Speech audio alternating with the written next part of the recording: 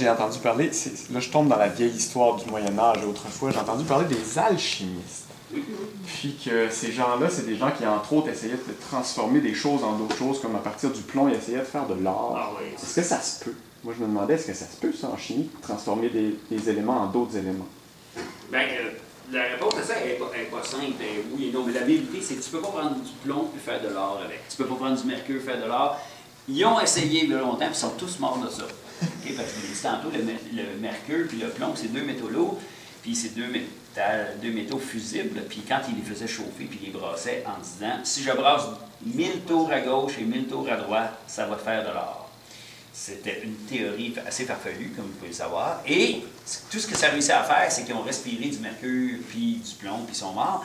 Et c'est comme ça qu'un alchimiste a développé les premières hottes chimiques. Quand il a vu qu'il pouvait... Quoi? Hein? Les premières quoi? Les premiers alchimistes. Ouais, Les premières hottes de laboratoire. Ah, vous savez, là, les hottes qu'on met, là, puis que les vapeurs s'en vont là-dedans. Fait que là, lui, il s'est dit, peut-être c'est les vapeurs. Fait que là, il a fait une grande cheminée au-dessus de son feu qui faisait fondre le plomb. Puis là, les vapeurs montaient, parce que la chaleur monte tout le temps. Et lui, il a duré jusqu'à 88 ans. Il est bon, il s'appelle Paraclès. Il avait trouvé ça. C'était vraiment bon quand même.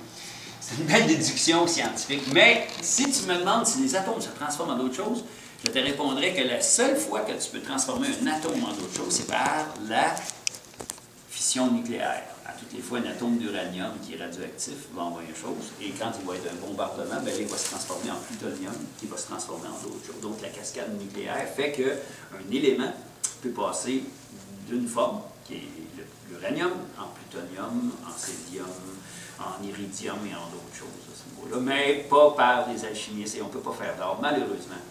Ce n'est pas possible. Si on pouvait, il y aurait deux choses qui arriveraient. Soit que les chimistes seraient riches, ou que le prix de l'or est tombé plus bas que le prix du sable. C'est malheureusement, non, pas possible.